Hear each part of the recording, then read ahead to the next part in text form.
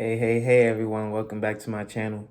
So the Fed is considering raising interest rates again in June and July by at least 0.25%. If they do raise rates, as about 36% of Americans predict that they will, we may reach a rate hike of 5.05%. And already we are starting to see cracks form within our economy. We are starting to see not a huge amount of layoffs. We've seen the tech sector have its layoffs and some still announcing layoffs throughout the year. But then there are also some sectors and some businesses that are constantly growing, continuing to expand, and they're just offering tremendous value. And there's a lot of workplaces that are even offering work from home environments, and businesses are still feeding and funding them, especially in the healthcare industry, in the healthcare space, in the government workforce industry as well, in the restaurant industry. And I'm sure there are other industries that I haven't touched on, but they're doing crazy well. And in some parts of the finance sector, whether that be credit monitoring or what is it when people have defaulted on loans, anything with a default, bad credit, anything like that, credit repair, all those type of stuff are going to be doing great. Repo market is going to be doing great. But that's just a small niche where a lot of those things you can't avoid. You can't avoid getting sick. You can't avoid not having a job and being unable to afford those car payments, right? You can do some things and be proactive, like save money, have a bigger emergency fund, and then improve your resume and look for jobs that will sustain the lifestyle that you have chosen for yourself. However, a lot of these things are really being manipulated and created by the Fed, manipulating rates, raising them up, right? Hiking up rates because they want these cracks to form. They want these things to happen. And my opinion and really my analysis is there are two ways this is going to go. Either the Fed raises rates by 0.5 point and the economy starts to take a downturn like this, or the Fed might raise by 1/4 and is going to take a downturn like this.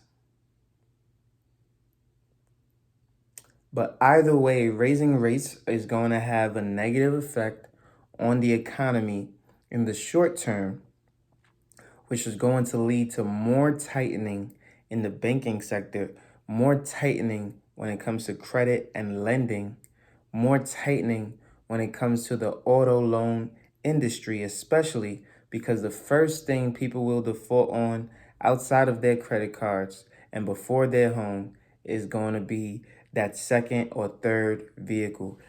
And some people are honestly unable to afford the first one at this point, right?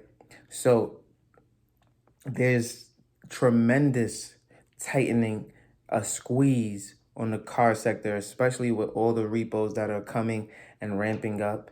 And with another rate hike, we will see a lot more job loss, a lot more people on the lower end getting laid off first. They always lay off the workforce first before they lay off the CEOs and the this and that and the this and that. And so, when you're at the top, you tend to be able to stay at the top a lot longer than those at the bottom who are more replaceable, you're easily able to select someone of that caliber in any point in their journey.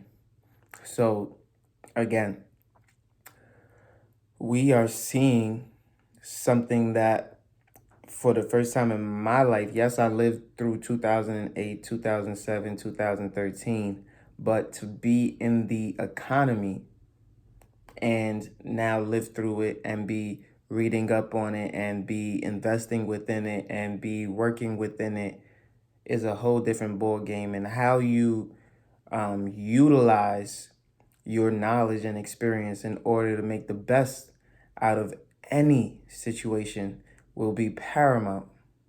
You see, the government will control the dollar however they see fit. When it's zero interest rates and the bank has no reason to keep your money because they can loan it out for so much more, then there's no incentives to save money in the bank.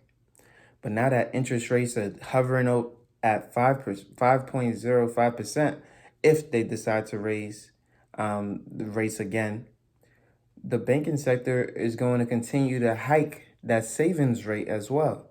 And I've already told you that I'm earning 4.15% in my savings account. That is getting real close to what some may earn in the stock market as 7-10% returns without any of the risk. So you tell me, when does it become more profitable to save money than to actually invest? We are really approaching that point in time where it will be unwise to even invest.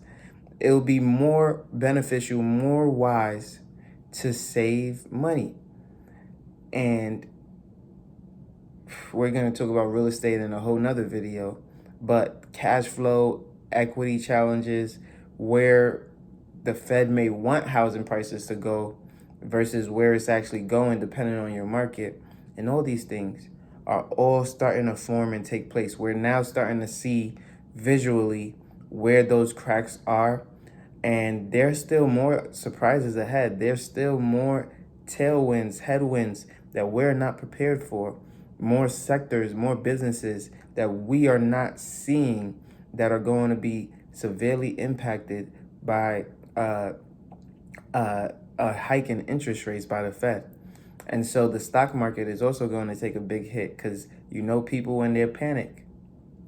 So we don't know yet what is truly going to happen, but I do know that if there is another decrease, it's going down. It's going down. And I hope that we've prepared ourselves. I've hoped that we've made ourselves ready. A lot of people don't even know that times are getting hard if they weren't already hard for them. And so it's almost shocking what some people will be in for. Because I saw the faces in 2008. I saw the faces in 2007. I saw how people did not really want to go anywhere or do anything. I saw the amount of people who were going to work, and it wasn't many. But those who were going to work seemed sad and gloomy. Everything looked so different. It was empty, right?